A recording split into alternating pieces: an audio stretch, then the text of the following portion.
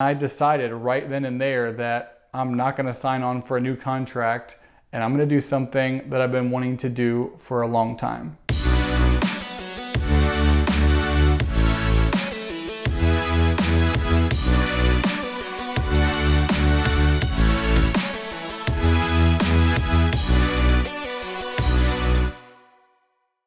What's up, guys? My name is Drew, and come on. This is my Mutsu. Come here. You have to get up here so they can see you. Come on.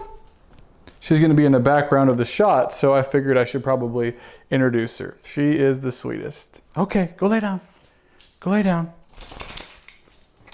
So this vlog is going to be about an adventure I went on when I left my job in TV news and went traveling in Latin America for 7 months. Want to see me in my former life?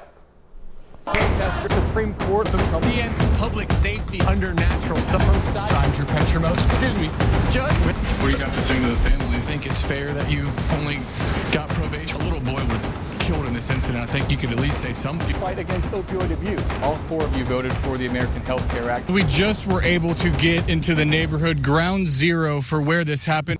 Yep, that was me. I used to like chasing people. I worked extremely hard to pursue that career, and stepping away from it was one of the scariest things I've ever done.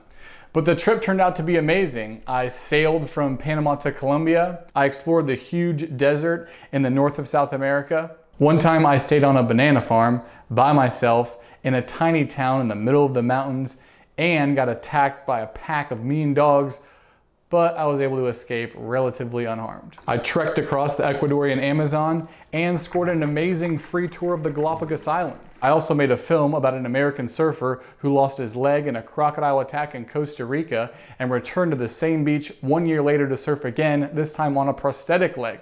That film was nominated for my first film festival. But this is not some look at my life, it's better than yours travel vlog. There are a lot of those, and that's not real life. Yes, I did some amazing things. I met beautiful people and I made lifelong memories, but I also sacrificed a lot in my career, in relationships. I slept on uncomfortable beds. I ate bad food. I used gross bathrooms, and I got lonely. And I want to share all these stories with you, the positive and the negative. Maybe it will encourage you to take a chance and do something you've always wanted to do. For me, it was completely worth it. But also, maybe you'll see this and decide that this is not something you need to do with your life. Having family and a mortgage and a place to wake up and make coffee on a Sunday morning, that's nice too. People always ask me about my inspiration for doing this. Some of it comes from people you may know. Peter McKinnon is a photographer and videographer from Canada. His how-to videos on YouTube have taught me so much about this craft.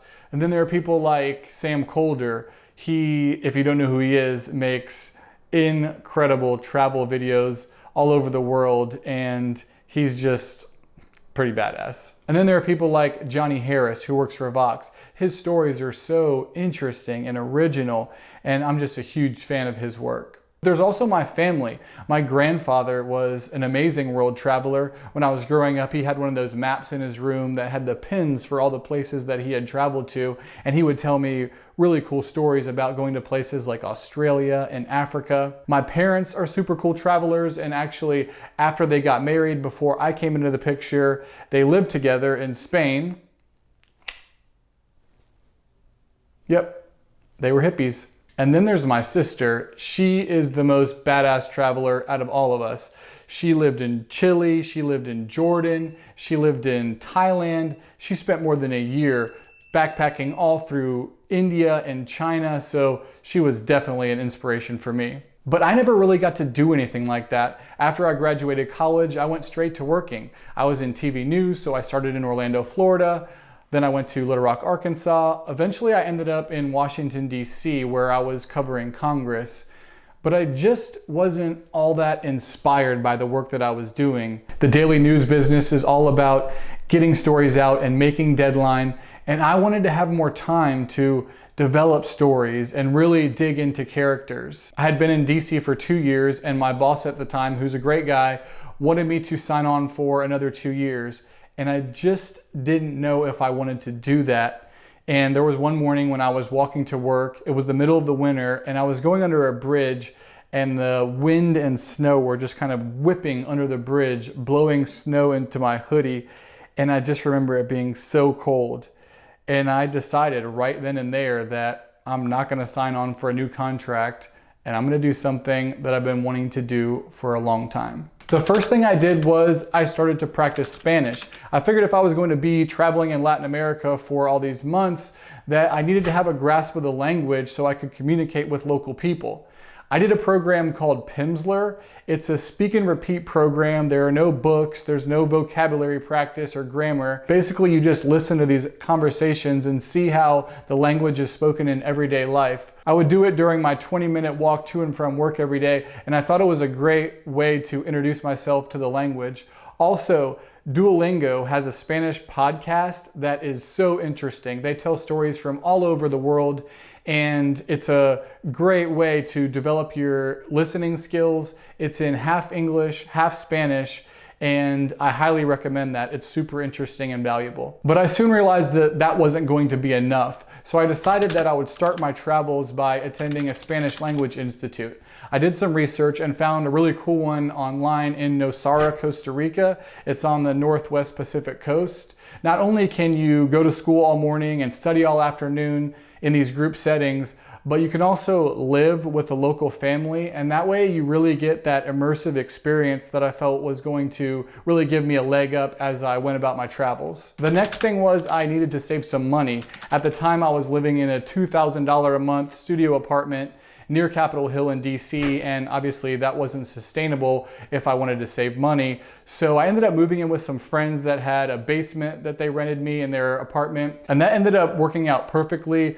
I paid less than half of what I was paying at my previous apartment, and that allowed me to stash some cash. And then I started to plan the trip. I figured after Spanish school, I would work my way south through Costa Rica, into Panama, eventually make my way to Colombia, and then to Ecuador. And that's about all the planning I did. For me, I wanted to be able to change plans on the fly, meet people, listen to their advice, talk to locals, find out where to go, and it worked out perfectly. Actually, I ended up going to Mexico and the Galapagos Islands, and that wasn't in the original plan, but both were amazing parts of the trip. And this vlog is going to be about my wildest adventures along the way. I'll tell you how I did it, how much it cost, but we can also talk about what was frustrating and what didn't actually work out. We can also talk about the gear that I used both to shoot video while I was traveling and what I'm using to make this vlog now that I'm back home. If that sounds interesting to you, please, please, please, if you could subscribe to my channel, I would really appreciate that. If you have any questions, leave them in the comments and we can start a conversation. Other than that, I'll see you for the first episode.